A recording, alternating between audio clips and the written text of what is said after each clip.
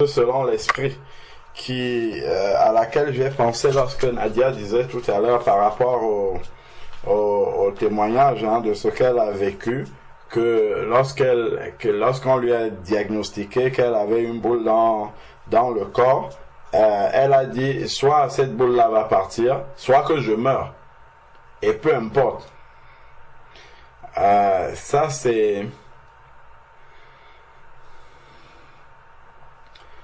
ce n'est pas facile en fait qu'on en arrive à comprendre les choses de cette façon-là.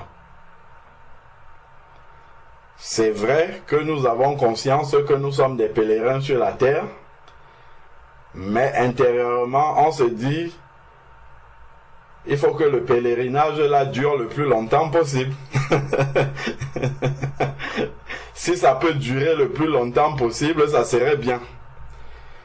Pourtant, justement, lorsque nous sommes étrangers dans un pays, nous aimerions rentrer dans notre patrie le plus vite possible, là où on se sent chez soi, là où on n'est pas au contact tous les jours de ce qui est contraire à notre nature, à ce qui est contraire à notre manière d'être. La Bible nous dit quel contrat, c'est dans 2 Corinthiens chapitre 6 verset 14, quel contrat d'association y a-t-il entre le croyant et l'incroyant? Quel contrat y a-t-il entre Bélial, le temple de Bélial et le temple de Dieu? Mais bon, entre-temps, nous sommes quand même obligés d'aller travailler. Et quand nous allons travailler, nous signons un contrat avec des inconvertis. C'est des choses qui nous dérangent quand même. Donc, forcément, tout ça, mais partout où nous sommes à l'extérieur, le péché est partout, les mentalités, maintenant l'été est arrivé, toutes les femmes sont dénudées dehors, nos yeux ne peuvent même plus se fixer quelque part. Donc, en fait, tout ça nous rappelle que nous ne sommes pas chez nous. Normalement. Normalement, c'est ce que ça doit nous rappeler, que nous ne sommes pas chez nous. Donc, tout ce que nous voyons, ça nous irrite et nous rappelle que, en fait, tu n'es pas chez toi. Un peu comme quand tu arrives, bon, il y a des pays xénophobes et d'autres non, où on va toujours te rappeler que non, ici, c'est pas chez toi. Dès que tu vas parler, toi, tu n'as pas l'accent du pays, ça, c'est un étranger. De même aussi, nous aussi, lorsque nous sommes sur la terre, on doit se sentir, naturellement, en fait, on doit ressentir qu'on est étranger partout parce que notre manière de faire, notre manière d'être, notre manière de parler, notre manière de nous projeter, tout ça en fait est contraire à la société. Donc forcément montre que nous sommes étrangers. Comme un étranger, effectivement, je sais pas, un Français qui arrive aux États-Unis, bon, s'il ne sait pas parler anglais, en général, même s'il parle anglais, il va parler avec un accent français. Donc, on reconnaîtra quand même que celui-là, il n'est pas du pays. Quand il va aller peut-être au supermarché, ce qu'il va acheter ne sera pas ce que les autochtones achètent. On va reconnaître toujours qu'il est étranger.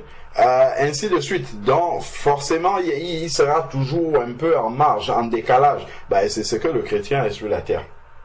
Le chrétien en fait dans tout ce qu'il fait, naturellement sans forcer, les autres doivent ressentir qu'il est à part, qu'il est en dehors. Regardons un peu dans Matthieu, après on va revenir dans Romains 14 pour repartir un peu de ce que la sœur Nadia a dit. Matthieu chapitre, je crois c'est 26. Matthieu chapitre 26, vers le verset 69.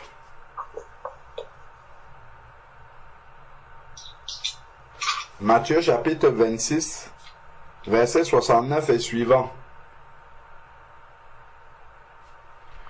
Donc, il est écrit, ça c'est quand Jésus avait été arrêté.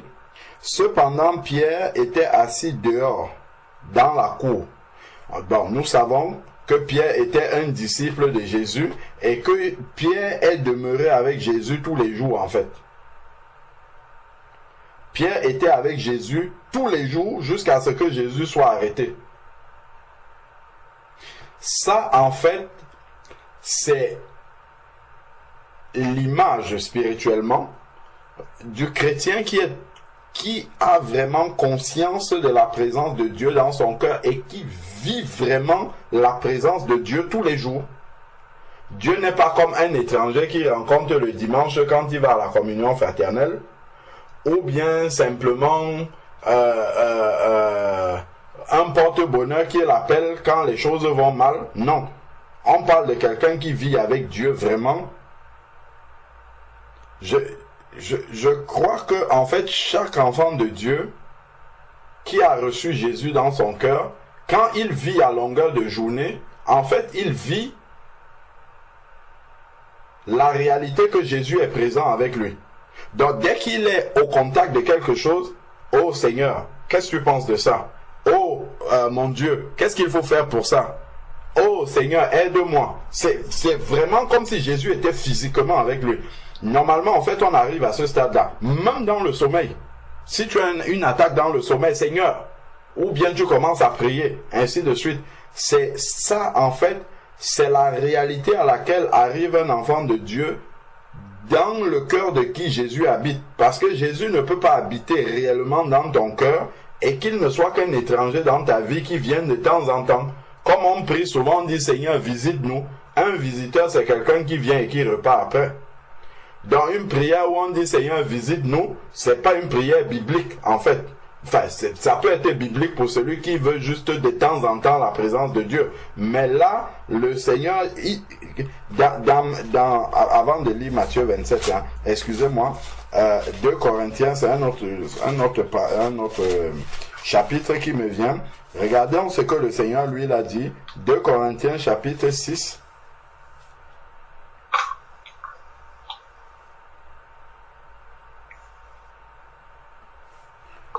2 Corinthiens chapitre 6, justement, où il dit quel contraire d'association y a-t-il entre le croyant et l'incroyant, Christ et Bélial, ainsi de suite. Et donc nous sommes au verset 16. 2 Corinthiens chapitre 6, verset 16, il est dit, quel contraire d'alliance y a-t-il entre le temple de Dieu et les idoles? Car nous sommes le temple du Dieu vivant. Donc, Dieu habite à l'intérieur de nous. Comme Dieu l'a dit, imaginons-nous un peu, Dieu habite à l'intérieur de nous. Ça veut dire qu'il est comme un organe, hein? C'est ça que ça veut dire en fait. Il est vraiment comme un organe de notre corps. Je ne sais pas si, je ne sais pas moi, chacun d'entre nous doit savoir à peu près comment son cœur bat. À peu près comment, je sais pas moi, habituellement, sa main réagit. S'il a trop chaud, la main va réagir d'une certaine manière. Quelqu'un va vous dire, par exemple, quand je mange du piment, en fait, je commence à transpirer. Il y aura de la transpiration. Donc, il sait comment son corps réagit. Il sait comment chacun de ses membres se comporte dans telle situation. En fait, quand le Seigneur vient habiter, nous sommes son temple, il habite à l'intérieur de nous. Il est vraiment en nous comme les membres sont sur notre corps. Donc, je ne sais pas si quelqu'un vit en oubliant qu'il a une main, en oubliant qu'il a des pieds, en oubliant qu'il a des yeux. Non, on n'oublie jamais aucun de nos organes parce qu'on s'en sert à longueur de journée. Donc, on apprend ainsi à connaître nos organes. On apprend ainsi à connaître nos membres. Donc le Seigneur, nous sommes son temple, il habite à l'intérieur de nous, donc nous devons naturellement, en fait, il fait partie de notre être, en fait. Donc nous le connaissons bien. Donc voilà ce qu'il a dit ici, car nous sommes le temple du Dieu vivant, comme Dieu l'a dit, j'habiterai et je marcherai au milieu d'eux. Il ne dit pas qu'il vient de temps en temps pour marcher et après il va marcher ailleurs et puis... Non, il marche là de manière permanente. Donc il est là tout le temps. Je marcherai au milieu d'eux, je serai leur Dieu et ils seront mon peuple. Donc le Seigneur est vraiment présent en nous en tout temps.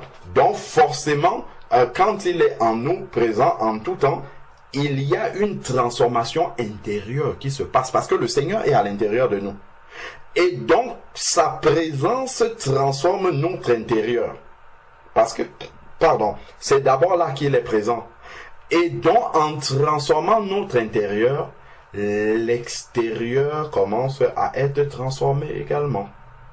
Quand le Seigneur est dans notre cœur, ça détruit automatiquement. Gardons un doigt, excusez-moi, ça part en désordre, mais, enfin pas en désordre, mais ça s'éparpille un peu maintenant. On va revenir dans Matthieu 26. Allons voir d'abord dans Matthieu 15. Matthieu chapitre 15. On a dit que lorsque le Seigneur est à l'intérieur de nous, il commence naturellement à transformer à l'intérieur. Puisque nous sommes son temple, il habite à l'intérieur de nous, il n'habite pas à l'extérieur. Bon, excusez-moi, on va encore changer de verset. Mais on va revenir dans Matthieu 15 après. Parce que la parole s'explique par elle-même. Il faut qu'on aille du commencement pour voir comment, en fait, le Seigneur pose. Il n'y a pas de hasard. Et c'est pour cette raison que si on n'enseigne pas l'évangile vraiment, en voyant comment le Seigneur travaille, ben finalement on va faire des pharisiens, on va faire des gens qui seront transformés. On va avoir des gens qui auront changé d'apparence, mais en réalité ne seront pas changés. Parce qu'on peut changer d'apparence mais sans changer réellement. Le cœur est le même, mais on l'a habillé. On peut habiller le cœur, sauf que si on l'habille, à un certain moment donné, la réalité va toujours se présenter. Allons, excusez-moi, on va revenir. Donc, on a déjà Matthieu 15, on a Matthieu 26 à lire, qui sont en stand-by. On va revenir dessus. Allons d'abord dans Jean chapitre 14. On va commencer par là pour voir comment les choses se mettent en place, comment le Seigneur a prévu que les choses se mettent en place, et on va comprendre comment il travaille. Donc, Jean chapitre 14. On prend à partir du verset 15. Jean chapitre 14, à partir du verset 15, il est dit, « Si vous m'aimez, vous gardez mes commandements. Si vous m'aimez, vous gardez mes commandements. Et moi je prierai le Père, et il vous donnera un autre consolateur qui soit éternellement avec vous. » Donc un autre consolateur, ça suppose que lui-même il en est déjà un. Et le Père va nous donner un autre consolateur qui est en fait un autre lui-même, un autre Jésus. Donc, sachant que Jésus est un, donc c'est juste une manifestation différente de Jésus. Il ne sera plus l'homme Jésus manifesté humainement, mais il sera Jésus manifesté en esprit. La Bible parle de l'esprit de Jésus. Donc, l'esprit de vérité que le monde ne peut recevoir. Voilà déjà un premier problème avec le monde. Dieu va nous donner un esprit que le monde ne peut recevoir. Donc, la transformation que l'esprit va faire à l'intérieur de nous, le monde, lui, n'est pas transformé comme ça. Donc, forcément, ça doit produire une différence entre le monde et nous. Parce que déjà ici, on nous dit que le monde ne peut pas recevoir cet esprit-là. Donc forcément, ce que va produire cet esprit sera un fruit différent de celui que le monde produit. Donc ça déjà, ça doit amener un chrétien, quand il regarde le monde, il se regarde. S'il voit qu'il est totalement pareil que le monde, il y a un problème. Et ce problème-là, il doit se demander, il doit se le poser par rapport à l'Esprit de Dieu. Ai-je le Saint-Esprit? Premier point d'interrogation. Si je n'ai pas le Saint-Esprit, c'est que je ne suis même pas enfant de Dieu, il faut que je me convertisse. Si j'ai le Saint-Esprit, je suis enfant de Dieu, gloire au Seigneur, est-ce que j'écoute maintenant la voix du Saint-Esprit et est-ce que j'obéis? Écouter, c'est le premier pas. Obéir, c'est le deuxième pas. Si j'obéis, la transformation vient. Si je n'obéis pas, je reste comme le monde. Donc je peux avoir l'Esprit de Dieu, je peux l'écouter. Si je l'écoute, je n'obéis pas. Pas de transformation, je reste comme le monde. Exactement comme le monde qui ne peut pas recevoir l'Esprit de Dieu. Poursuivons. Donc, que le monde ne peut recevoir parce qu'il ne le voit pas. Le monde ne voit même pas l'Esprit de Dieu. D'ailleurs, c'est pour cette raison-là que le monde va toujours prendre pour folie celui qui change. Celui qui expérimente la nouvelle naissance et qui commence à changer, c'est une folie pour le monde. Parce que le monde ne voit pas ce qui le pousse à changer. C'est un travail de l'esprit.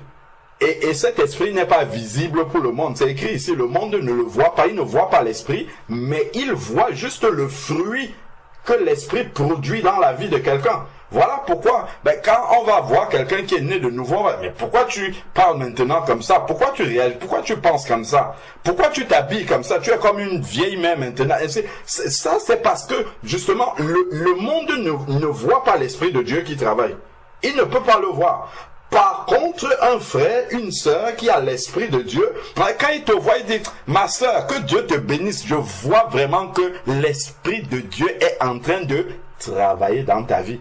Je vois que l'esprit de Dieu est en train de travailler parce qu'il voit les fruits. Il comprend que ça là, ce n'est que l'esprit qui peut produire ce genre de fruits là. Et c'est quelqu'un qui a l'esprit qui peut dire ça. Celui qui n'a pas l'esprit ne peut pas, il ne peut que voir la folie par rapport à ça. Il dit, mais qu'est-ce qui t'arrive? Ça ne va pas? Mais qu'est-ce qu'on t'a fait? Est-ce qu'on t'a lavé l'esprit? Mais pourquoi Donc, ça va être des questions. Simplement, parce qu'il ne voit pas l'esprit. Il ne faut pas que ça nous surprenne. Hein. Si on comprend bien la parole de Dieu, en fait, c'est normal. Regardez comment Jésus était au milieu des gens. Même les gens qui ont grandi à Nazareth, avec Jésus disaient, mais ça ce n'est pas le fils de Marie, mais d'où lui viennent toutes ces paroles-là? Où est-ce que c'est? Parce que ils n'ont pas compris que quand Jésus, déjà il est né par la puissance du Saint-Esprit, le jour où il se baptise, l'Esprit est descendu sur lui. Donc il a commencé son ministère rempli du Saint-Esprit, dont les œuvres que l'Esprit produisait en lui, comme le monde ne reçoit pas ces œuvres-là, comme le monde ne voit pas, nous dit la parole, ces œuvres-là, quand le monde voit les fruits, mais le monde est surpris. Imaginez-vous un peu, vous voyez juste les fruits, vous ne voyez pas l'arbre. Vous ne voyez pas quand est-ce qu'on a planté l'arbre, on ne voit pas quand est-ce que l'arbre a commencé à sortir des branches, les feuilles, et puis on voit les fruits apparaître. On dit, mais il y a un problème. C'est de la sorcellerie. On appelait même Jésus, on disait qu'il chassait les démons par Belzébul, parce que justement, il ne comprenait pas l'œuvre de l'esprit. La Bible nous explique, le monde ne voit pas l'esprit de Dieu. Par contre, il voit le fruit de l'esprit dans la vie des gens. Donc, il y a quelque chose qu'ils ne comprennent pas là-dedans. Voilà pourquoi c'est folie pour eux. Des fruits qui sont produits, mais ils ne voient pas la source de ces fruits-là. Donc, ne soyons pas étonnés que le monde nous prenne pour des fous. Nous prennent pour des, des déjantés, des demeurés, tous les mots qu'ils peuvent utiliser, parce que justement, ils ne peuvent pas comprendre cela. Ils ne peuvent pas comprendre le travail que l'Esprit de Dieu produit dans une vie. Ce n'est pas possible que le monde comprenne ça, parce qu'il ne voit pas l'Esprit de Dieu. Donc, c'est écrit ici, parce qu'il ne le voit pas et ne le connaît même pas. Donc même s'il pouvait le voir, il ne peut pas le connaître. Donc il ne peut pas connaître comment l'Esprit de Dieu travaille.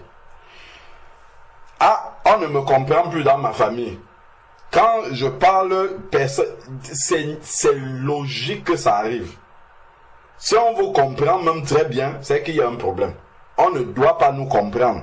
Et tout ça, en fait c'est ça qui nous pousse et qui nous rappelle qu'en réalité, vous êtes étrangers sur la terre.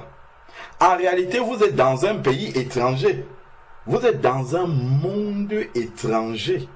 Voilà pourquoi quand l'Esprit de Dieu, la nouvelle naissance, c'est quoi? C'est l'Esprit de Dieu qui entre dans une personne et le sort du monde immédiatement. C'est ça que ça fait. Dès que l'Esprit de Dieu entre en lui, ça le sort du monde immédiatement. Ça le sort dans les pensées, ça le sort dans le cœur, ça le sort du monde. C'est-à-dire que ses pensées, son cœur, toutes ces choses-là sont hors du monde maintenant, sont transportées avec Christ dans les lieux célestes, comme nous dit Éphésiens chapitre 2, verset 6. Poursuivons. Donc, nous sommes dans Jean chapitre 14, verset 17. Le monde ne le voit pas. Le monde ne le connaît pas, mais vous, voilà, mais nous, Vous le connaissez. Première chose. Nous, on connaît l'Esprit de Dieu parce qu'il demeure près de vous. C'était le cas des disciples. Et qu'il sera en vous. Voilà ce que le Seigneur a dit. L'Esprit de Dieu viendra habiter en nous.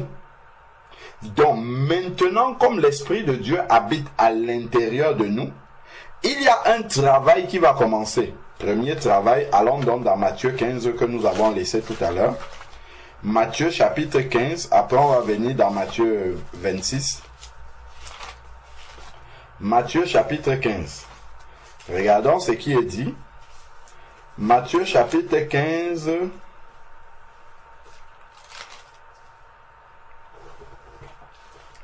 Matthieu chapitre 15, si nous prenons à partir du verset 15. Matthieu 15, 15. Pierre prit la parole et lui dit, explique-nous cette parabole. Jésus leur dit, vous aussi êtes-vous sans intelligence? Ne savez-vous pas que tout ce qui entre dans la bouche va dans le ventre, puis est jeté à l'écart? Mais ce qui sort de la bouche provient du cœur. Ce qui sort de la bouche provient du cœur. Donc, on voit déjà que si l'Esprit est présent à l'intérieur de nous, ce qui va sortir de la bouche va changer. Parce que la source a changé aussi. La source a été nettoyée, donc l'eau qui sort du robinet, forcément, est propre. Voilà pourquoi Jacques va nous dire que de la même bouche ne peut pas, de la même source ne peut pas sortir l'eau amère et également l'eau douce. Parce que si la source a changé, forcément l'eau qu'on voit à l'extérieur va changer également. Donc ici là, il nous dit, ce qui sort de la bouche provient du cœur. C'est ce qui rend l'homme impur. Verset 19. Car c'est du cœur que proviennent les mauvaises pensées, les meurtres, les adultères, les prostitutions, les vols, les faux témoignages et les blasphèmes. Donc voilà ce qui est à l'intérieur de l'homme. Et c'est cela qui produit toutes sortes de mauvaises œuvres à l'extérieur. Voilà pourquoi l'Esprit de Dieu ne s'installe pas. On a dit dans Jean 14 que l'Esprit de Dieu sera était à côté de vous, mais il sera en vous. Parce que s'il restait à côté, il va produire des œuvres à l'extérieur. Mais la source reste mauvaise en fait. Donc Dieu a choisi que l'Esprit vienne habiter à l'intérieur de l'être humain. Pour que nous devenions le temple, afin de nettoyer la source, en fait. Parce que si la source est saine, parce que le Saint-Esprit est dedans, alors ce qui va sortir à l'extérieur, que ça soit, on va voir là déjà, ça commence par les paroles. Des paroles vont produire des œuvres. En fait, tout sera sain, parce que l'intérieur est sain.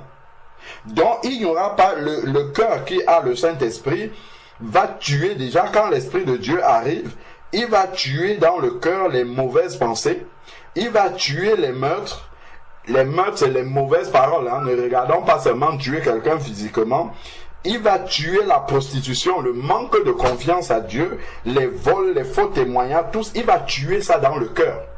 Ce qui fait que, en fait, ce qui paraîtra à l'extérieur comme action, comme parole, en fait, seront seront différentes. Le Seigneur nous dit que c'est de l'abondance du cœur que la bouche parle. Donc si le cœur est rempli d'esprit, la bouche parlera quoi? Le langage de l'esprit. La bouche produira le fruit de l'esprit. Tout simplement. Donc voilà pourquoi le Seigneur, lui, il est venu s'asseoir sur la racine. Pour travailler la racine. Or, le monde ne voit pas l'Esprit de Dieu, donc le monde ne voit pas que la racine a changé. Voilà pourquoi quelqu'un qui t'a connu mauvaise langue, belliqueuse, qui engueulait tout le monde, qui avait du répondant, le jour où tu es né de nouveau, comme il n'a pas vu l'Esprit de Dieu, il ne sait pas que la source a changé. La racine a changé.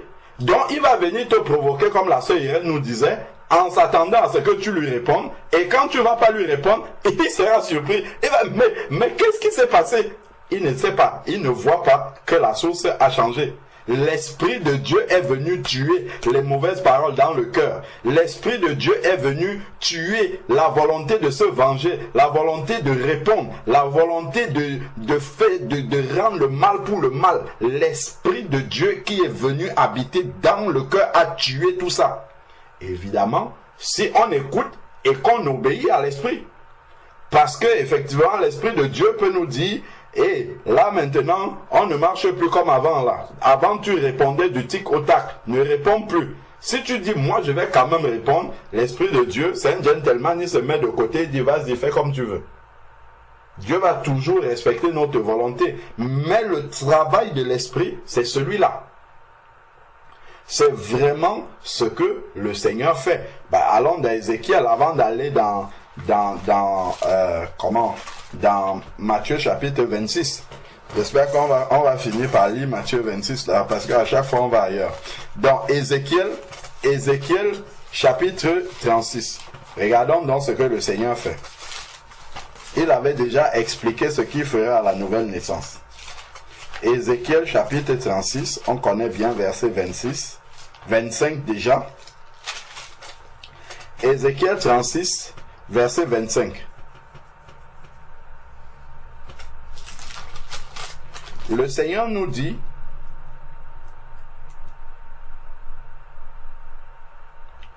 verset 24, je vous retirerai d'entre les nations. Ça, c'est quand il nous sort du monde. Je vous retirerai d'entre les nations. Je vous rassemblerai de tous les pays et je vous ramènerai dans votre territoire. Ça, c'est l'image justement des enfants de Dieu qui sont sortis du monde et qui sont transportés dans le royaume du Fils de son amour. Mais physiquement, nous restons encore sur la terre, donc étrangers sur la terre. Donc ensuite, maintenant, il dit, je ferai sur vous une aspersion d'eau pure et vous serez purifiés. Donc le Seigneur vient d'abord nettoyer toutes les impuretés qu'il y avait avant. Il vient nettoyer avec de l'eau pure. Et nous sommes purifiés. Je vous purifierai de toutes les souillures. Donc il enlève tout ce qui est souillure, démoniaque et tout le reste, et toutes vos idoles. Je vous donnerai un cœur nouveau. Donc il vient changer la racine à l'intérieur. Il ne vient pas commencer à changer les choses à l'extérieur de toi. Non, c'est à la racine qu'il va changer. Parce qu'il sait que quand la racine aura changé, à l'extérieur, naturellement, le changement va devenir visible également. C'est la semence qu'il change. Pour que la semence produise donc extérieurement un fruit qui est, qui reflète la semence qu'on a reçue dans le cœur. Si le cœur nouveau est reçu, le fruit qui est produit à l'extérieur est le fruit de la nouvelle vie en Christ. Si le cœur nouveau est réellement reçu, le fruit extérieur qui est produit est le fruit de la nouvelle vie. Mais si nous prenons encore des souillures pour mettre dans ce cœur nouveau-là, voilà pourquoi nous produisons extérieurement des souillures également. Parce que nous avons souillé la semence, en fait, qui est à l'intérieur. Gardons un doigt dessus, faisons un crochet, on va revenir encore. Gardons un doigt, allons dans 1 Jean, chapitre 3. 1 Jean, chapitre 3. Voilà pourquoi le Seigneur peut dire ceci. Regardons.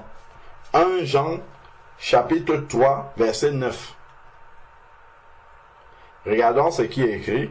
1 Jean chapitre 3 verset 9, c'est à côté d'Apocalypse. 1 Jean chapitre 3 verset 9. Il est dit, quiconque est né de Dieu ne commet pas le péché. Ça, c'est ce qu'on voit à l'extérieur. Le péché est à l'extérieur, mais il faut comprendre pourquoi il ne peut pas commettre le péché. Pourquoi il ne peut pas pratiquer le péché de manière assumée, de manière volontaire. Pourquoi? Parce que la semence de Dieu, elle n'est pas à l'extérieur, elle est dans lui, en fait. Elle est à la racine, elle est dans la source. C'est pour ça que Dieu a fait habiter son esprit à l'intérieur de nous, pas dehors. Donc le péché qu'on voit à l'extérieur n'est que le reflet de la souillure qui est dans le cœur. N'est que le reflet du fait que le cœur est souillé, en fait. Donc ici, là, quiconque est né de Dieu ne pratique pas le péché parce que la semence de Dieu est en lui. Parce que à la racine, c'est la semence de Dieu, dont le fruit qui est produit à l'extérieur est le fruit de la sainteté. La semence, c'est la sainteté, le fruit, c'est la sainteté. Si la semence, c'est le péché, la souillure, le produit, ça va être le péché et la souillure également. Donc, parce que la semence de Dieu, qui est la sainteté de Dieu par son esprit, est en lui, habite à l'intérieur, à la racine là, il ne peut pratiquer le péché. C'est un peu comme si on dit qu'un citronnier va produire les oranges maintenant, et qu'un oranger va produire les mangues, et qu'un manguier va produire les bananes, et qu'un bananier va produire les cerises. Ça, ce n'est pas possible. Ça ne marche pas comme ça. La semence qui est là, le fruit qui est produit là, c'est le fruit qui correspond à la semence qui est à l'intérieur. Donc, si c'est la semence de sainteté qui est à l'intérieur, par la présence de Dieu qu'il nous a donnée, alors la personne ne peut pas pratiquer et demeurer dans le péché. Parce qu'il est né de Dieu.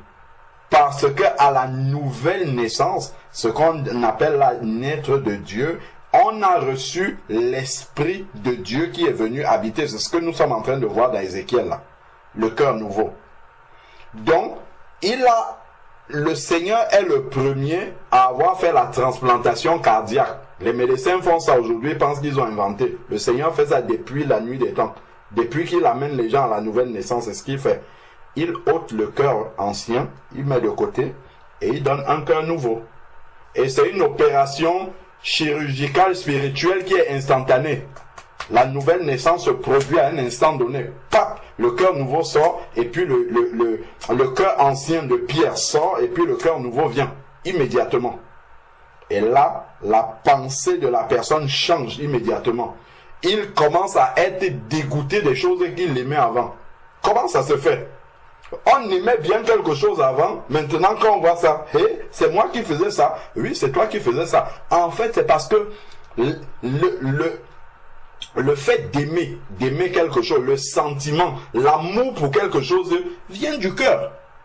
Donc si Dieu change le cœur, la racine qui nous attirait vers ces choses-là a été ôtée. C'est normal qu'on n'aime plus voler. C'est normal qu'on n'aime plus le comméral. C'est normal parce que ce qui nous attirait vers ça a été ôté dans le cœur. C'est important de comprendre ce qui s'est passé spirituellement. Si on ne comprend pas ça, si notre intelligence n'est pas renouvelée, eh ben on va continuer à marcher comme des païens. On va continuer à faire les choses comme des païens. On va continuer à marcher dans ces choses-là. Ce n'est pas parce que Dieu n'a pas changé, c'est parce qu'on n'a pas compris, en fait, que notre pensée doit être renouvelée, dont la réalité qui est dans notre cœur doit monter au niveau de la pensée et nous faire marcher vraiment par rapport à ce que notre cœur est devenu. Et c'est souvent ce décalage-là qu'il y a. La pensée n'est pas renouvelée, le cœur est changé, mais la pensée, donc on a un nouveau cœur avec une vieille tête, comme disait un frère.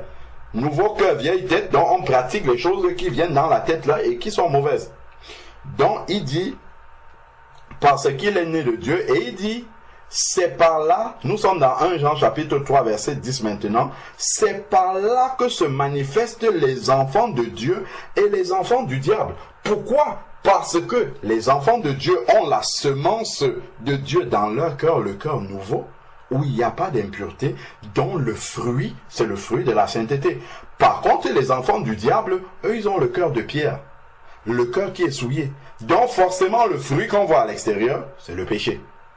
C'est par là qu'on reconnaît les enfants de Dieu et les enfants du diable. Donc, c'est l'attitude devant le péché.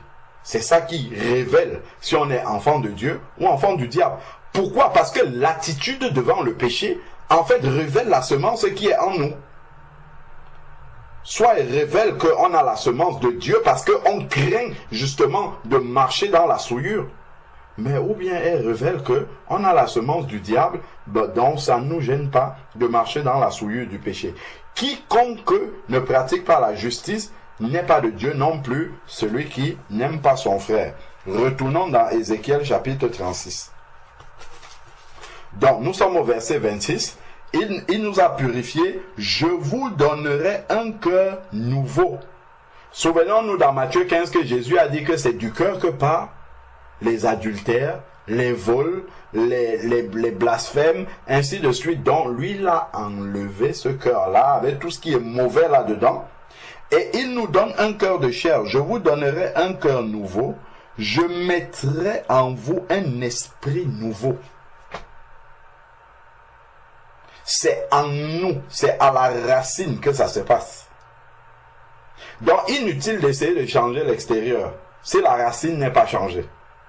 Ça va produire l'effet inverse. Voilà pourquoi Jésus dit dans Matthieu chapitre 23, il dit pharisiens aveugles, nettoyez premièrement l'intérieur de la coupe afin que l'extérieur aussi soit transformé. Donc, c'est ça. Il dit ici, je mettrai en vous à l'intérieur, à la racine, d'où viennent la semence, la mauvaise semence. J'ôterai de votre chair le cœur de pierre.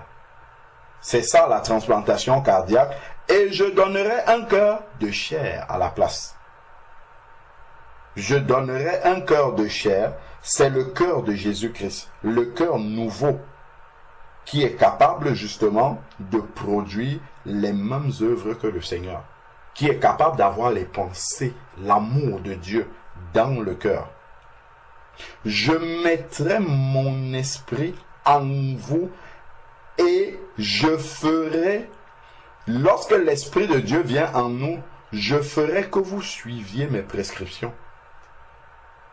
Voilà pourquoi quelqu'un qui est né de Dieu ne peut pécher, il ne peut pas transgresser volontairement la loi de Dieu. Parce que cette loi-là, elle est inscrite dans le cœur nouveau que Dieu lui a donné. Et Dieu fait en sorte qu'il puisse suivre cela. Et vous observerez et pratiquerez mes ordonnances. Voilà ce qu'il produit à la nouvelle naissance.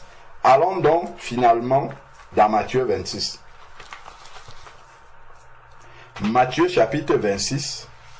Nous étions au verset 69. On parlait d'être étranger et pèlerin sur la terre. On voit justement comment est-ce que le Seigneur nous a rendus étrangers. Nous qui étions terrestres et qui marchions selon les vanités de la terre, avec des projets terrestres, à horizon terrestre. On n'avait aucun autre projet au-delà de la terre, au-delà de cette vie-ci. Maintenant, Dieu a fait en sorte que tous nos projets deviennent célestes. Et nous les voyons à l'échelle de l'éternité, au-delà de la tombe. Pourquoi? Parce que nous avons la vie éternelle. Nous n'avons pas une vie qui est limitée à cette terre-ci. C'est parce que nous avons la vie éternelle que nous faisons les projets au-delà de la vie sur la terre. Ben, si tu as une vie qui est limitée à l'âge auquel le Seigneur va te rappeler, mais ça veut dire que tu n'as pas la vie éternelle. Si tu ne fais pas des projets dans l'éternité, le Seigneur a dit de ne pas s'amasser les biens sur cette terre, où les voleurs et la teigne peuvent souiller, mais de s'amasser les trésors dans le ciel. Mais ce n'est pas des trésors que tu prends maintenant, c'est des trésors que tu prendras plus tard. Quand on voit les gens investir dans la bourse pas de temps en temps, régulièrement, les actions chutent, les bourses ferment, ainsi de suite. Ben, si tu veux boursicoter, comme on dit, entre guillemets, il faut acheter les actions au ciel. Là-bas, l'action ne fait que monter. Ça monte. C'est là-bas qu'il faut faire les actions. Parce que cette bourse-là, elle ne va pas changer. Donc, celui qui achète les actions dans le ciel, là, justement, pour l'éternel, en fait, c'est quelqu'un qui a compris qu'il a la vie éternelle.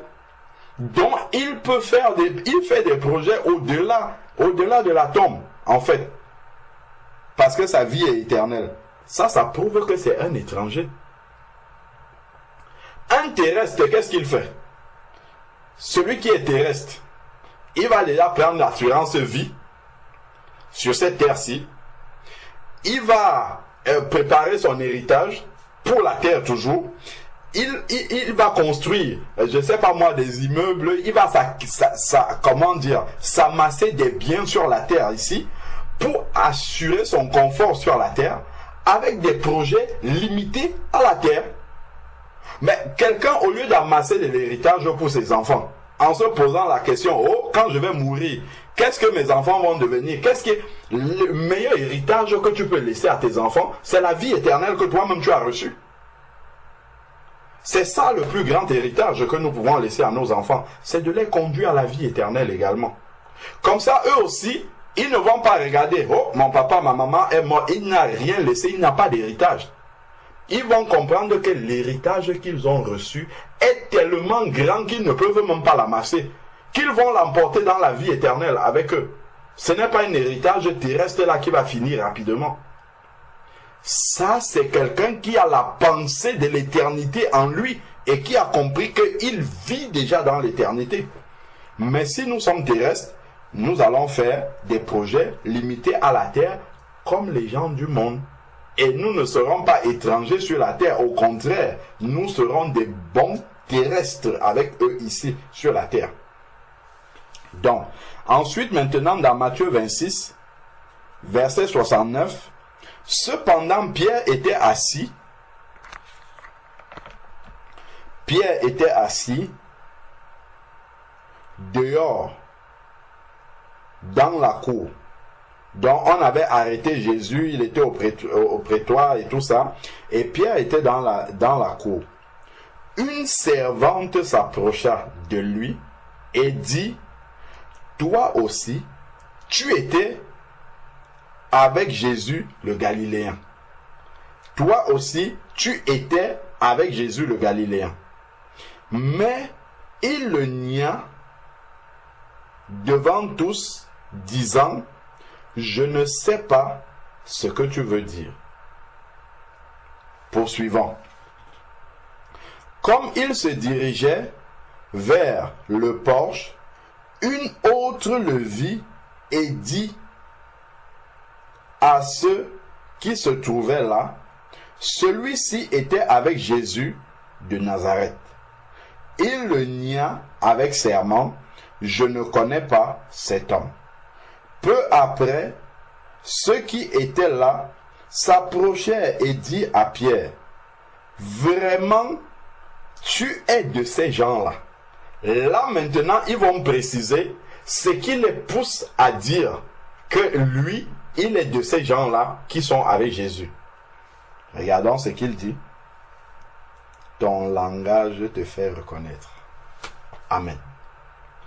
Ton langage te fait reconnaître. La manière dont tu parles montre que toi tu es différent.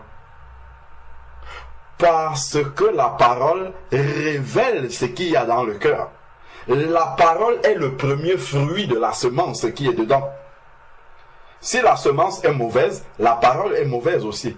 Si dans le cœur, on a des fruits de la chair, on sera tout le temps en train de parler des choses terrestres, des choses charnelles, des choses temporelles, les choses de ce monde-ci, qui ne ramènent pas à la vie éternelle.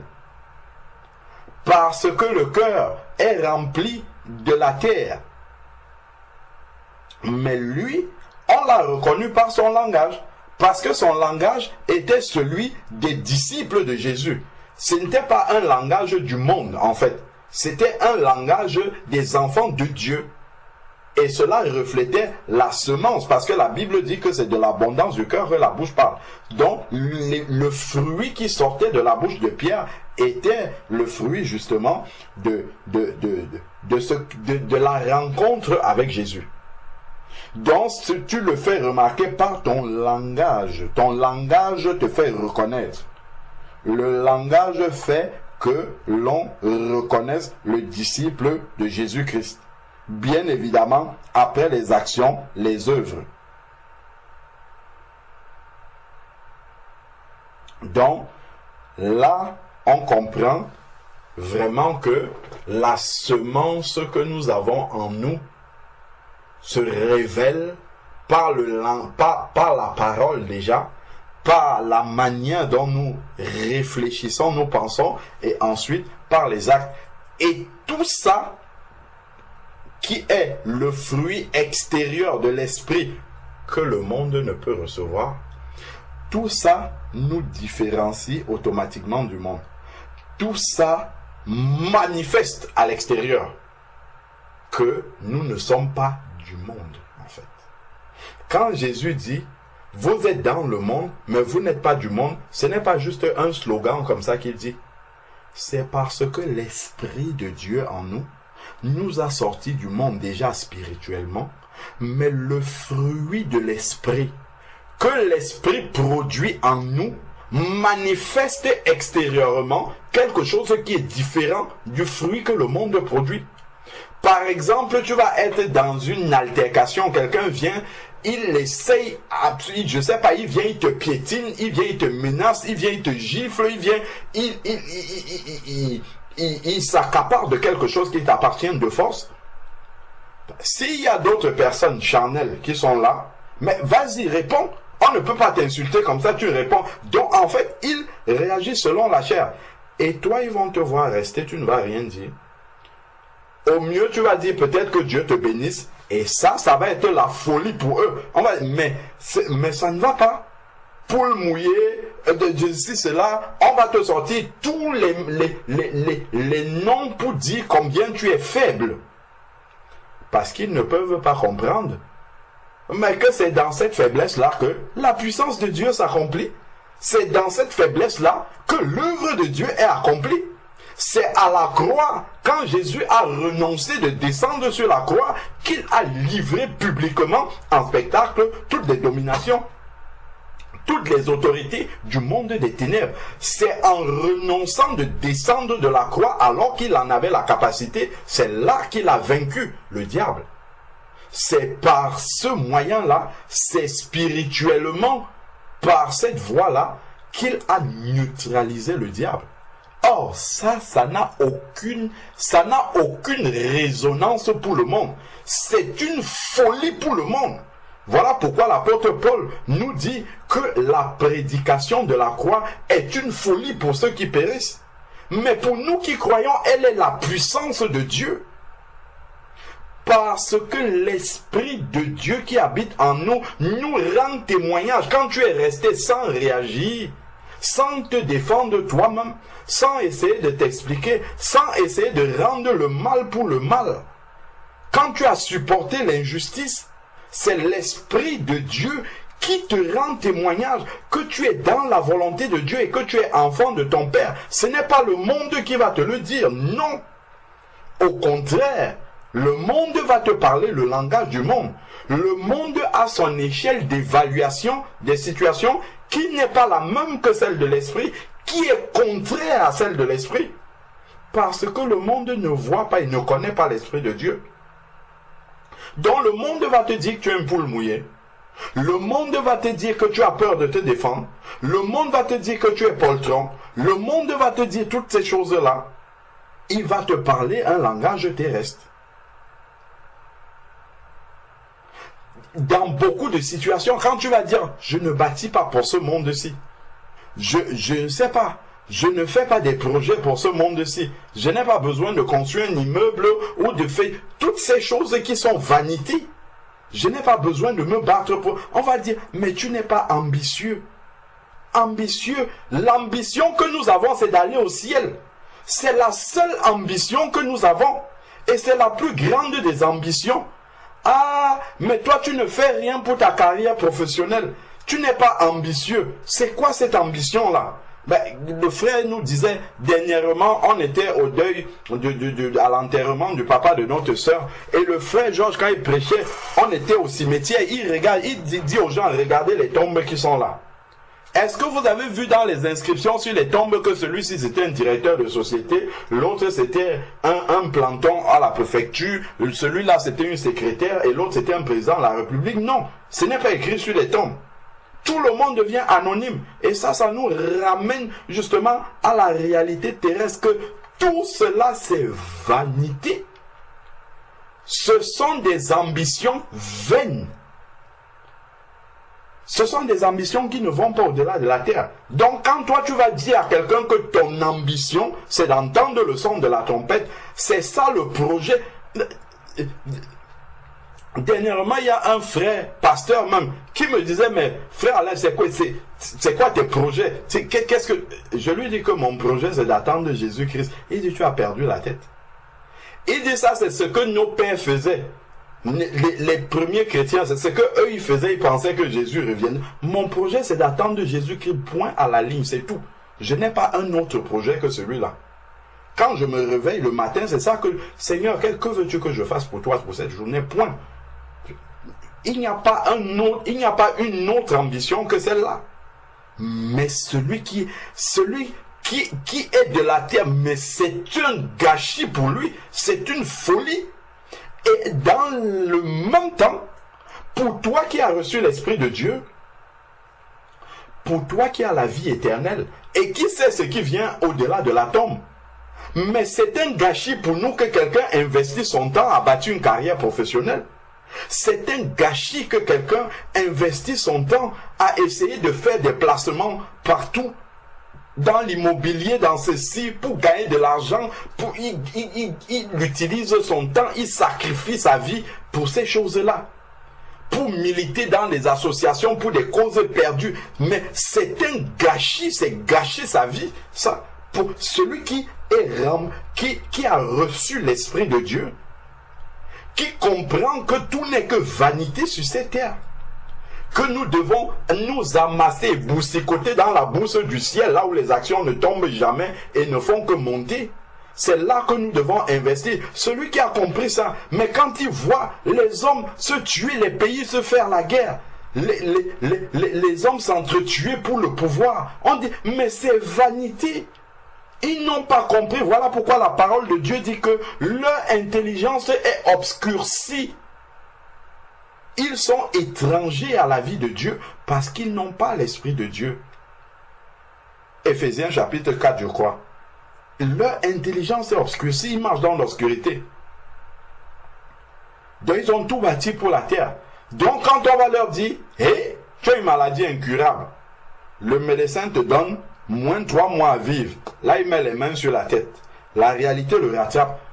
Et là, la peur de mourir va peut-être le faire mourir avant le temps. Parce qu'il a tout bâti pour la terre. Il pensait qu'il serait éternel sur la terre, bien que tous les hommes savent que, tous les êtres humains savent que nul n'est éternel sur la terre, il va partir. Mais tous ces investissements étaient terrestres. Donc il réalise que je vais devoir quitter ce monde et je vais arriver quelque part où je n'ai rien investi pour ce monde-là. Je n'ai rien préparé pour ce monde-là. Là, la réalité le rattrape. Or, notre sœur nous disait tantôt qu'on m'a dit que j'ai une boule. J'ai dit, ah, elle va s'en aller comme elle est venue. Ben, soit ça va être la mort, que ça soit la vie, que ça soit la mort, gloire à Dieu. Pourquoi? Parce qu'elle sait que si elle est sur cette vie-ci, Dieu la bénit. Si elle part de cette vie-ci, elle a encore préparé mieux pour l'autre vie. Donc il n'y a pas de problème. Que ça soit ici, il y a des biens. Que ça soit là-bas, il y a beaucoup mieux que ça. Donc vraiment, voilà comment en fait le chrétien, quand il dit qu'il est un pèlerin sur la terre, c'est tout cela qu'il doit comprendre. C'est l'Esprit de Dieu en lui le met complètement à côté de ce que le monde fait. Le rend étranger en fait à la mentalité du monde. Donc, Prenons Romains pour juste valider ce que la sœur disait. Romains chapitre 14. Romains 14.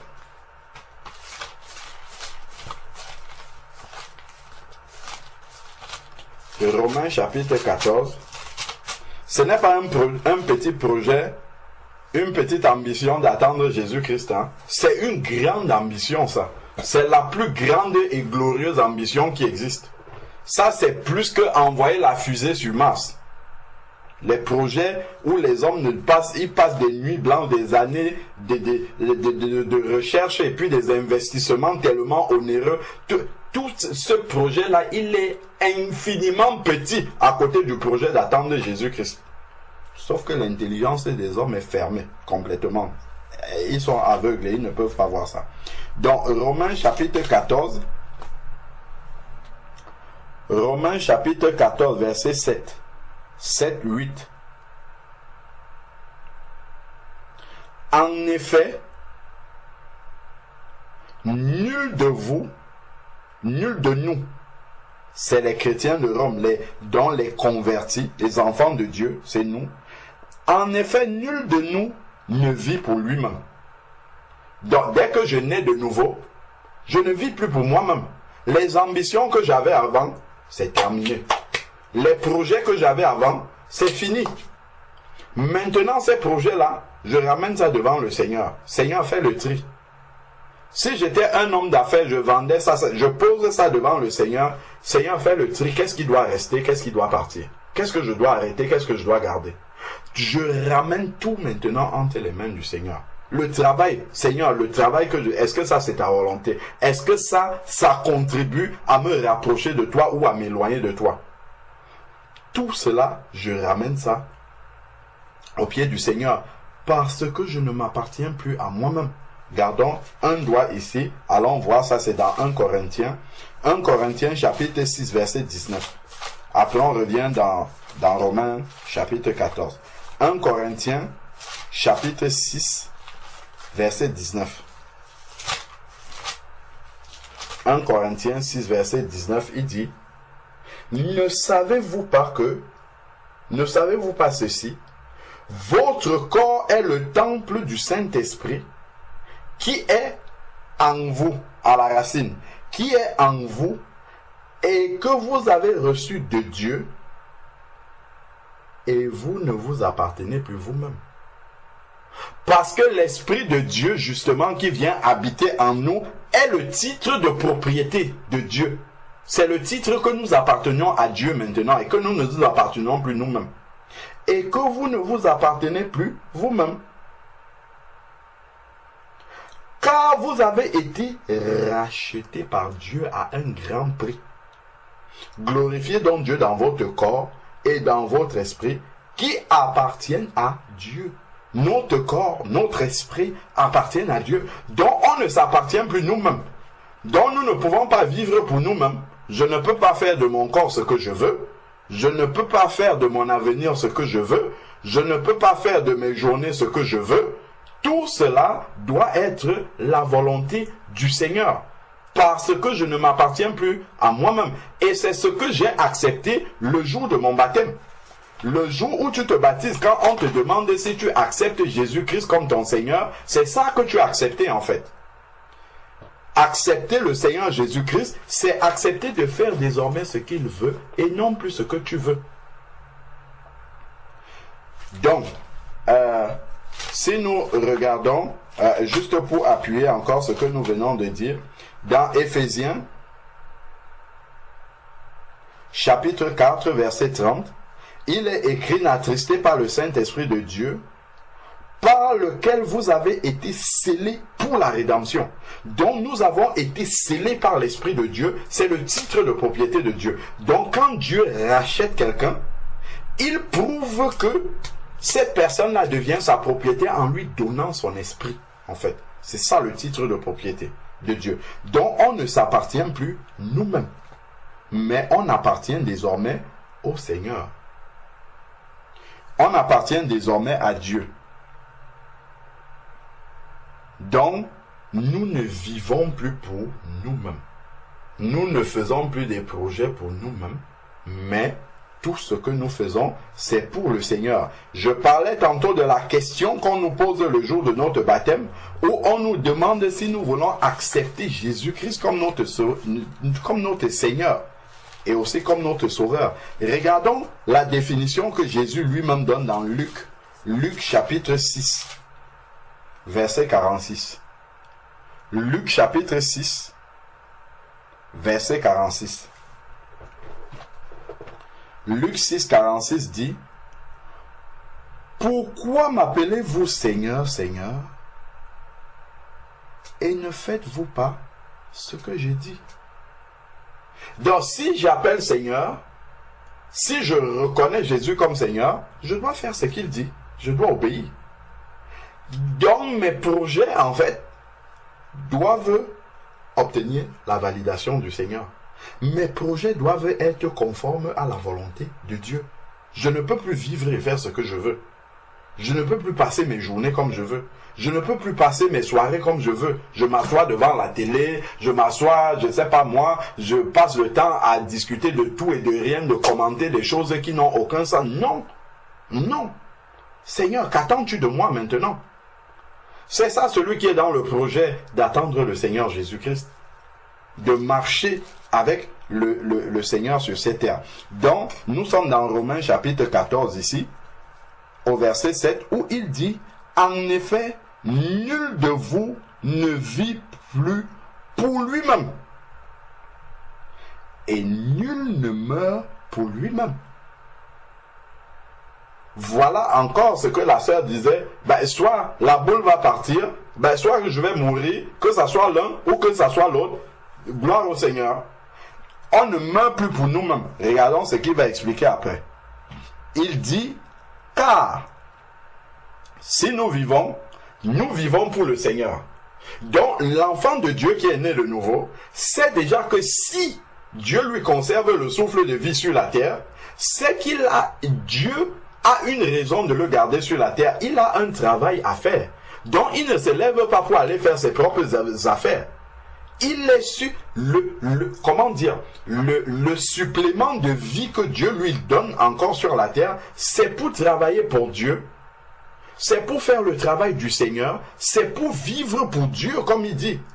Par ta vie, par le fruit que tu produis, ceux qui ne connaissent pas Dieu vont te voir et vont avoir envie de s'approcher de Dieu. Doivent te voir et doivent avoir envie d'approcher de Dieu. Déjà, si tu vis et que le fruit que tu produis donne plutôt envie de s'éloigner de Dieu, tu encombres la terre. Pour le Seigneur, tu es encombrant. Donc, il faut que tu changes.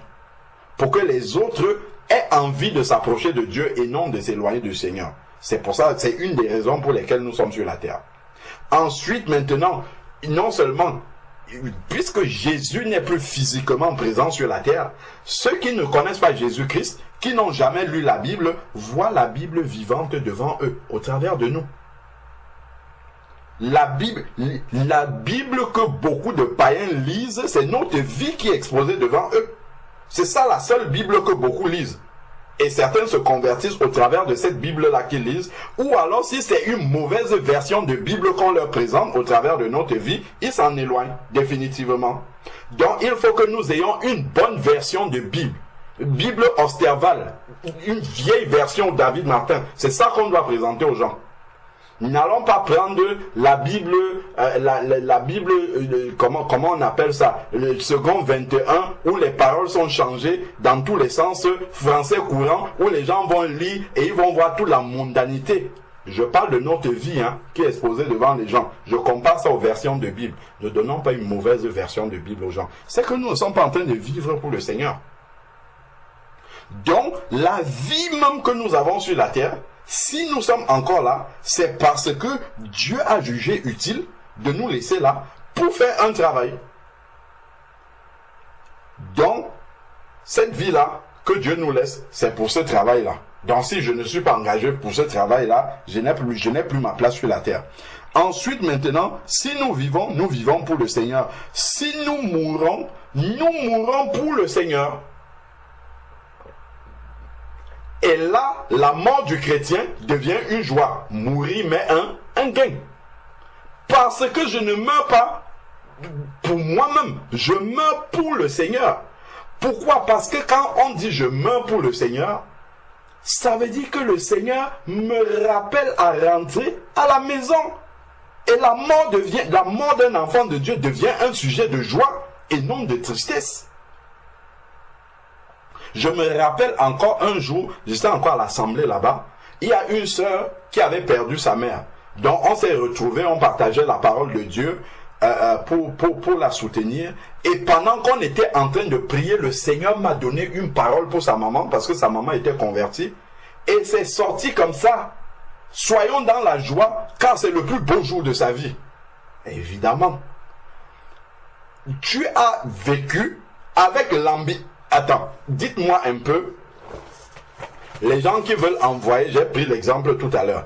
Les gens qui travaillent à la NASA pendant des années et des années pour envoyer une navette spatiale à Mars.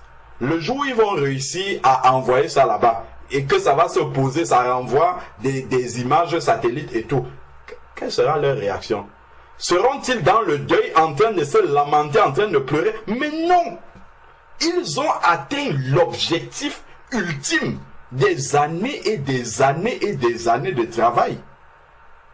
Mais un chrétien qui a vécu avec pour ambition, avec pour objectif d'être enlevé, d'aller au ciel, mais le jour où il meurt, on se met à pleurer. On pleure quoi? Mais on doit se réjouir. On doit rendre grâce à Dieu. Ben, s'il est mort, évidemment, dans la comment dire, étant réconcilié avec Dieu. Mais on doit être dans une joie extrême parce qu'il a atteint son but. C'était ça l'ambition de sa vie. C'était ça l'objectif de sa vie. C'était ça le but de sa vie, en fait. S'il a atteint ce but-là, on doit rendre grâce à Dieu et se réjouir. Moi, c'est ce que je dis à mes frères. Si je meurs étant dans le Seigneur, faites vraiment la plus grande louange qu'on peut rendre au Seigneur. D'avoir atteint cet objectif-là. Que quelqu'un ne se lamente pas pour moi et commence à pleurer. Non. C'est ça le but de ma vie. Si j'ai atteint ce but-là, c'est le summum. C'est vraiment, en fait, ce que j'aurais réussi ma vie. Une vie réussie est celle qui se termine au ciel. C'est ça une vie réussie. Ce n'est pas le nombre, ce n'est pas la quantité d'argent qu'on laisse dans le compte ou bien, je ne sais pas moi, la carrière professionnelle qu'on a eue. Pas du tout. Quand on écrit souvent, je ne sais pas moi, les faits partent de décès en donnant tout l'itinéraire de la vie de quelqu'un. On va lire, il a eu doctorat en ceci, il a eu, je ne sais pas moi, telle carrière professionnelle, directeur de ça, après ça.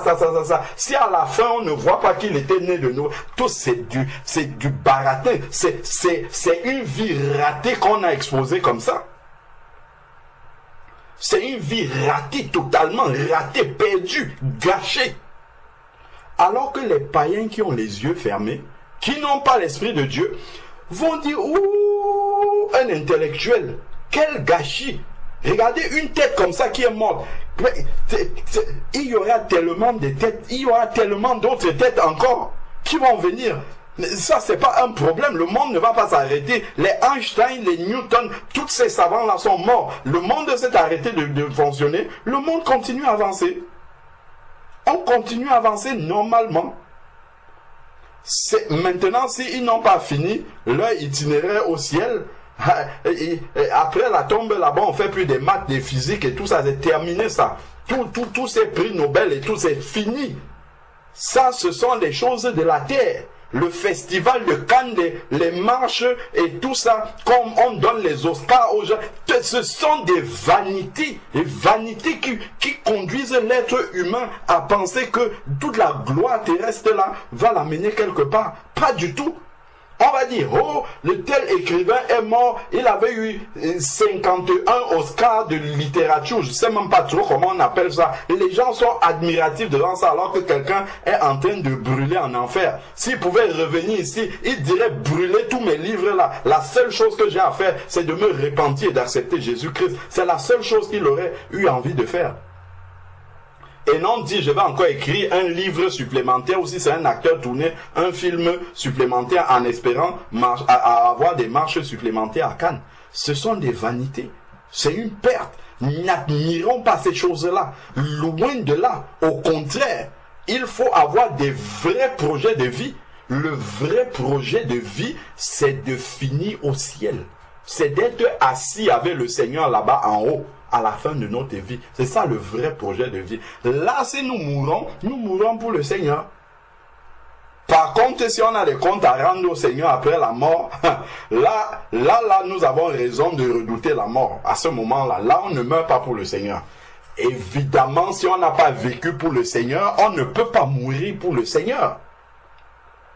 Et le Seigneur n'est pas influencé parce que à la mort de quelqu'un, on va écrire son fait part de décès qu'on va distribuer aux gens. On va écrire à la fin là, on met sa photo sur la première page. En bas, on écrit « J'ai combattu le bon combat de la foi, j'ai achevé ». Dieu n'est pas influencé par ça. Si c'est un mensonge, au contraire, on vient alourdir le cas de la personne. Moi, j'ai vu beaucoup de personnes. La personne n'a jamais voulu entendre parler de Jésus. Le jour où il meurt, on fait son fait part de décès, on met sa photo en bas, mais j'ai combattu le bon combat de la foi. De qui se moque-t-on? Les gens pensent que Dieu va lire son fait par là, il va dire, ok, comme on a écrit, il a combattu le bon combat, ça veut dire qu'il a combattu, ok, prenons-le ici au ciel. Pas du tout, ça c'est pas vrai. Ça encore c'est la vanité. Les hommes sont obscurcis, ils pensent qu'ils vont tromper Dieu comme ça. Quelqu'un n'a jamais mis ses pieds dans une communion fraternelle. Quand il meurt, on dit allez appeler l'homme de Dieu pour venir faire le culte, comme si ça allait l'amener au ciel. Loin de là. Non. Non. La Bible dit qu'il est réservé aux hommes de mourir une seule fois. Après quoi vient le jugement. Hébreux 9, 27. Dès qu'il meurt, paf, le jugement prononcé. Le pasteur va venir prier pour les vivants. C'est plus pour celui qui est mort. Lui, les carottes sont cuites, il n'y a rien à faire. Il va là où il avait choisi d'aller, par la vie qu'il a vécue. Si tu as accepté Jésus-Christ, tu as accepté la croix dans ta vie, et bien la couronne t'attend maintenant. La croix sur la terre et la couronne dans le ciel. Si maintenant tu as rejeté Jésus-Christ, ce n'est même pas la peine de parler de ce cas-là. Si tu as accepté Jésus-Christ et tu as marché dans la chair, la Bible dit que celui qui a sémé de la chair moissonnera la corruption. Donc ce n'est pas au ciel. Il n'y a plus de condamnation, Romains 8, verset 1, pour ceux qui sont en Christ. Le verset ne s'arrête pas là. Vérifiez bien dans votre version que le verset continue. Qui marche non selon la chair, mais selon l'esprit. C'est pour eux qu'il n'y a plus de condamnation. Si on marche selon la chair, il y a encore une condamnation qui pèse sur nous. Donc, vraiment, voilà pour ceux pour qui la mort est un gain et qui meurt pour le Seigneur. Donc, on ne peut pas mourir pour le Seigneur et c'est une catastrophe. Et ça produit des larmes. Au contraire, ça produit la joie. Ça produit justement la réjouissance. Donc ensuite, soit nous sommes ici Romains 14, verset 8 maintenant. Si nous mourrons pour le Seigneur, soit que nous vivons, soit que nous mourons, nous sommes au Seigneur. Donc la mort devient juste une transition. La mort n'est plus une fin, une fatalité. D'où justement il faut vivre, car Christ est mort et il est revenu à la vie pour être le Seigneur des morts et des vivants. 2 Corinthiens, et je crois qu'on va finir là. 2 Corinthiens,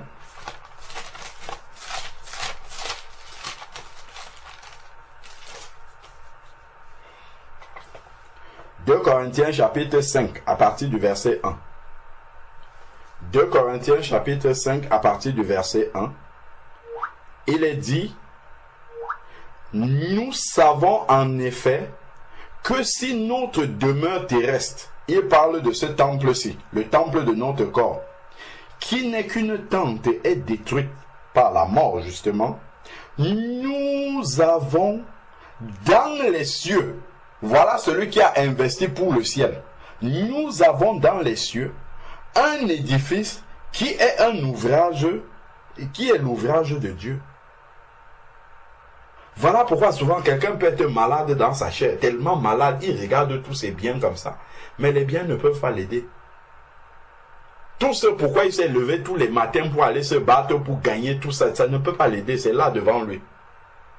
Et ça, c'est triste. C'est vraiment triste.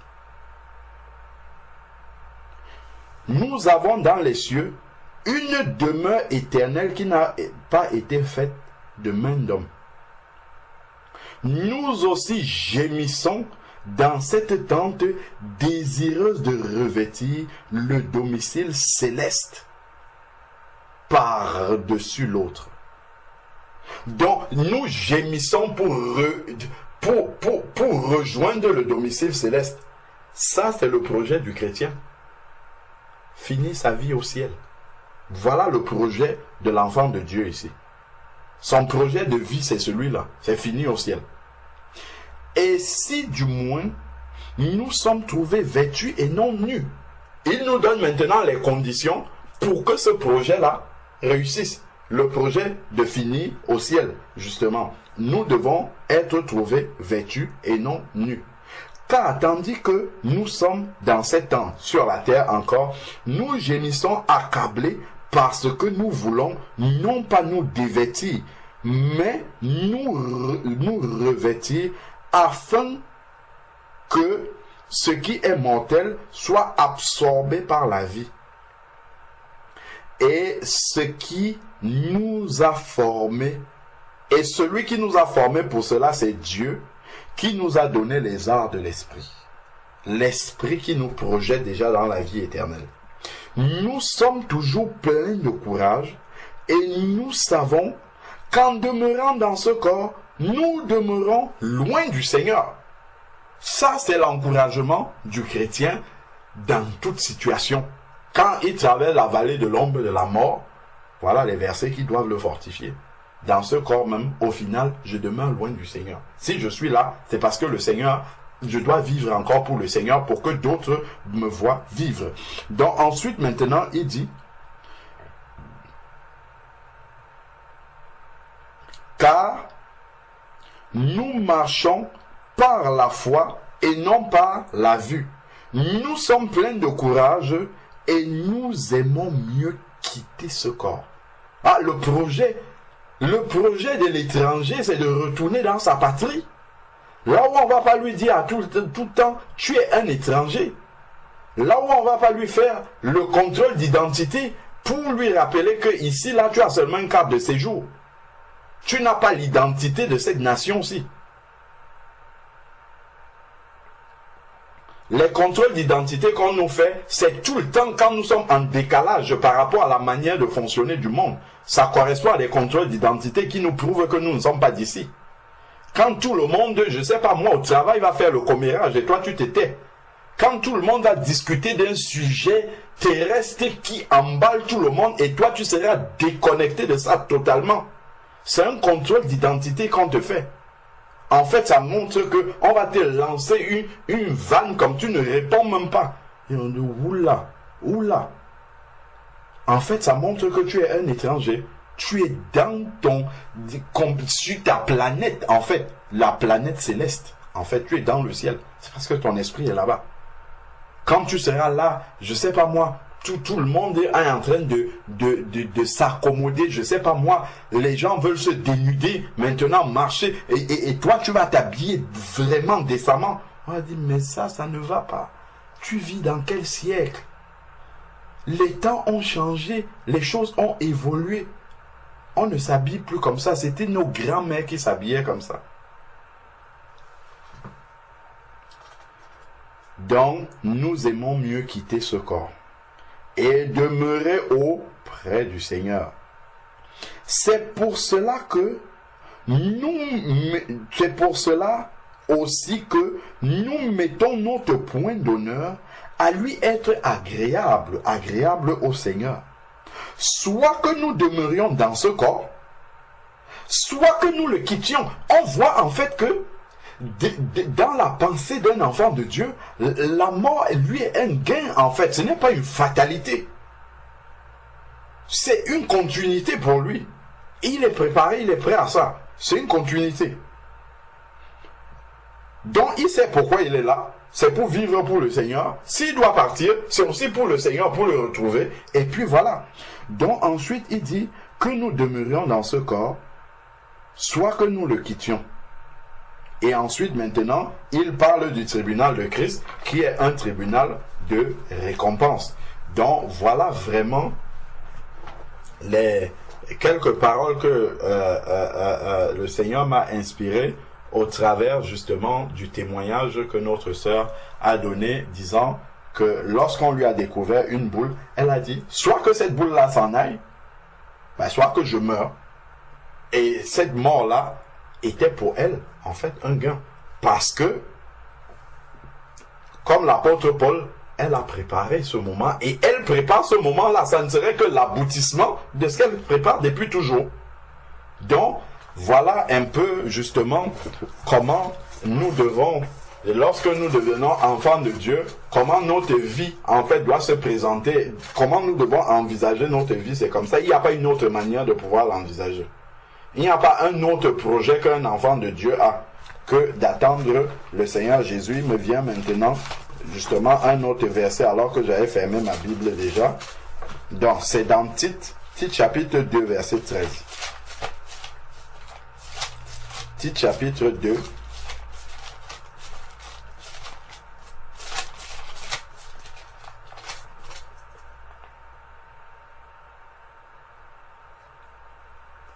Tite chapitre 2, verset 11 même déjà, il dit « La grâce de Dieu, source de salut pour tous les hommes, a été manifestée. Elle nous enseigne à renoncer à l'impiété. » Donc, nous avons reçu la grâce de Dieu, où le Seigneur nous a pardonné nos péchés. Il nous a attirés à lui, nous a purifiés, justifiés, tout ce qu'on a vu. Il a fait de nous ses enfants, alors que nous étions ennemis de la croix. Et maintenant, cette grâce-là, comme Dieu nous a fait grâce, ça ne doit pas nous pousser à aller vivre, nous vautrer dans le péché, au contraire. Sa grâce nous enseigne à renoncer à l'impiété, c'est-à-dire à produire le fruit nouveau, le fruit digne de la repentance. Renoncer à l'impiété, au désir de ce monde. Pourquoi? Parce que nous ne sommes pas du monde, nous sommes étrangers. Donc on renonce à ces désirs-là. Et à vivre dans ce siècle présent d'une manière sensée, juste et pieuse. Sensée, juste et pieuse, ce n'est pas avoir les mêmes ambitions que ceux du monde. Ce n'est pas bâtir comme bâtissent ceux du monde. Ce n'est pas nous fonder sur les appuis comme ceux du monde. Ce n'est pas pour que ce qui fait l'assurance des gens du monde soit la même chose que nous. Non, loin de là. Et il nous dit maintenant, en attendant, voici le but. Le but c'est celui-là. Nous faisons tout cela, nous vivons en attendant la bienheureuse espérance et la manifestation de la gloire de notre Dieu et Sauveur Jésus-Christ. C'est en attendant le retour de Jésus-Christ qui est l'aboutissement, l'apothéose, en fait, de la vie d'un enfant de Dieu. C'est ça le but final.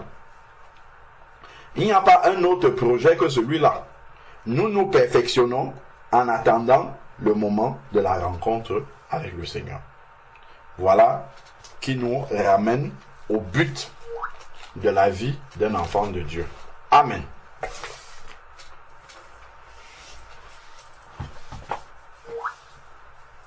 Amen. Gloire à Jésus.